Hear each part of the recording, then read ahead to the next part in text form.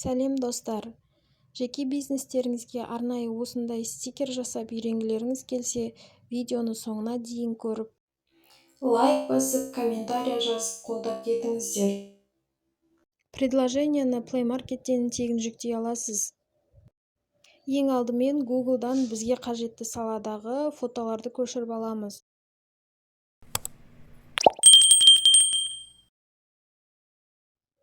Бізге тігін саласындағы картинкалар қажет. Google'ға тігін саласындағы картинкаларды іздеу деп жазамыз. Бізге тігін саласындағы әдемі картинкалардың түр-түрі шығып жатыр.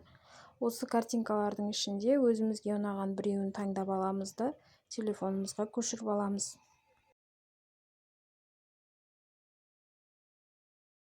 InShot предложениесін таңдап, сол жерде фотоға кіреміз. Фотоның ішінен новыйды таңдаймыз.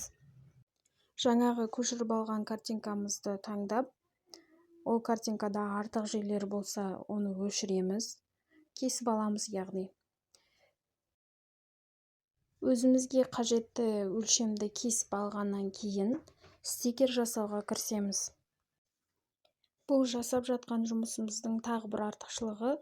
Бұл фотолар сізге стикер ретінде ғана емес, логотип ретінде де қызмет ете алады.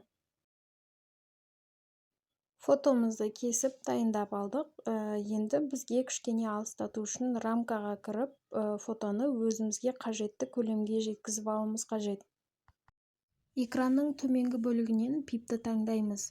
Бұл жерден өзімізге қажетті картинканы іздейміз.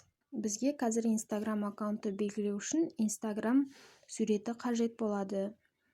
Instagram суретін таңдаймыз. Суретті өзімізге қажетті өлшемге кішірейтіп, қалаған жерімізге орналастырамыз. Суретіміз дайын. Ендігі мәселе жазуымызды қосамыз. Яғни Instagram аккаунтымызды қосамыз. Instagram аккаунтымызды жазып алып, оны қажетті жерге орналастырамыз. Егер сізге жазудың стилі ұнамай қалып, немесе қате кетіп қалса, жоғары жақтағы қаламсаптың батырмасын басыңыз.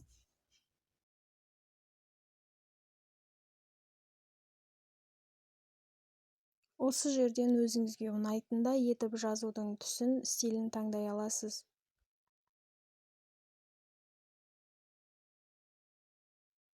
Өздеріңіз көріп отырғандай жұмысымыз дайын болды. Дәл осылай картинкамызға өзіміздің WhatsApp номерімізді, Kaspi Gold номерімізді қосуға да болады. Өз қалауыңыз бойынша фантазияңызбен кез келген логотипті, кез келген стикерді жасауға болады. Енді дайын болған картинкамызды телефонымызға жүктеп алайық. Осылай реклама шығады. Күте тұрамыз реклама біткенше, және шетінде X батырмасы шығады, сол X батырмасын басамыз. Сохранено деп шығады картинкамыз. Біздің жасаған логотипіміз дайын болды. Енді оны галереядан іздеп тауып аламыз.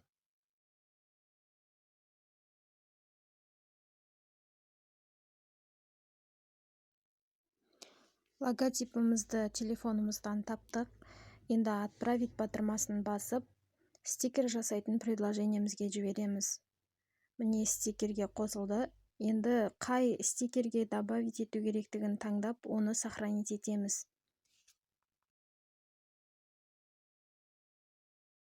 Телефонымыздағы WhatsApp предложениесі арқылы стикеріміздің қалай шыққанын байқап көрейік.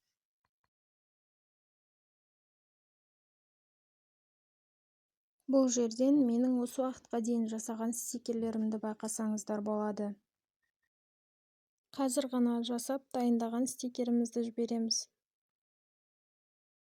Міне стикеріміз де дайын болды. Дәл осылай сіз де өз жеке бизнесіңізге визитка ретінде стикер жасай аласыз.